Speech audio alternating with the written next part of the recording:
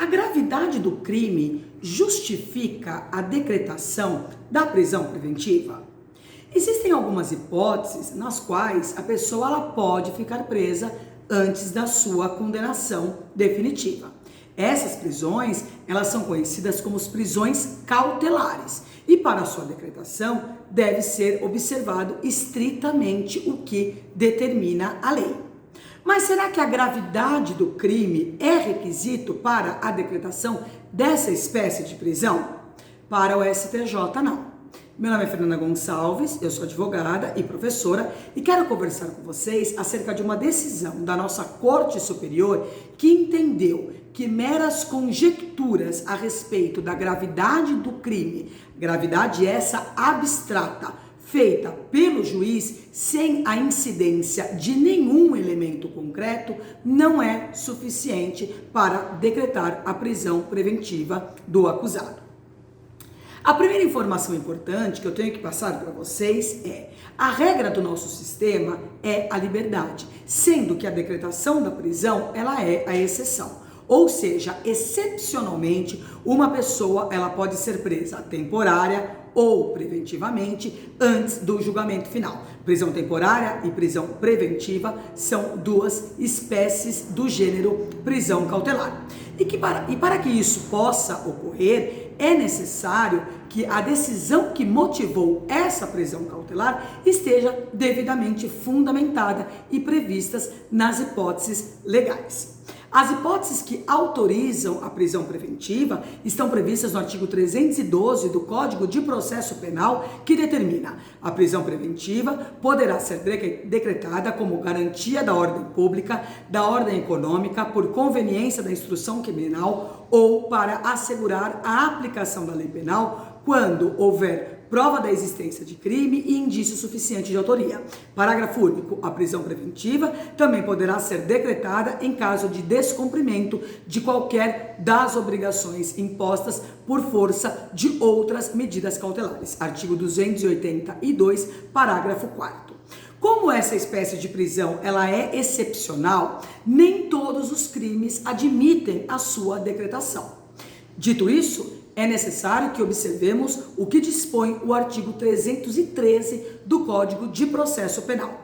Nos termos do artigo 312 desse código, será admitida a decretação da prisão preventiva. Inciso 1º, nos crimes dolosos, punidos com pena privativa de liberdade com pena máxima superior a 4 anos. Inciso 2º, se tiver sido condenado por outro crime doloso em sentença transitada em julgado, ressalvado o disposto no inciso 1º do caput do artigo 64 do Código Penal. Inciso 3º, se o crime envolver violência doméstica e familiar contra a mulher, criança, adolescente, idoso, enfermo ou pessoa com deficiência, para garantir a execução das medidas protetivas de urgência. Parágrafo 1º. Também será admitida a prisão preventiva quando houver dúvida sobre a identidade civil da pessoa ou quando esta não fornecer elementos suficientes para esclarecê-la, devendo o preso ser colocado imediatamente em liberdade após a sua identificação, salvo se outra hipótese recomendar a manutenção da medida.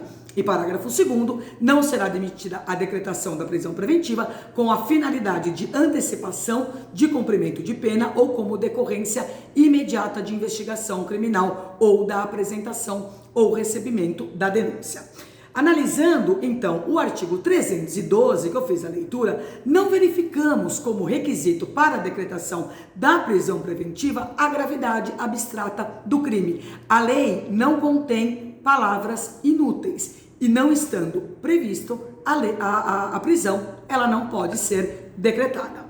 E foi justamente isso que decidiu a nossa Corte Superior no julgamento do habeas corpus 362072. O ministro relator Antônio Saldanha Palheiro deu provimento ao pedido de habeas corpus para revogar a prisão preventiva de um homem acusado pelo crime de tráfico de drogas.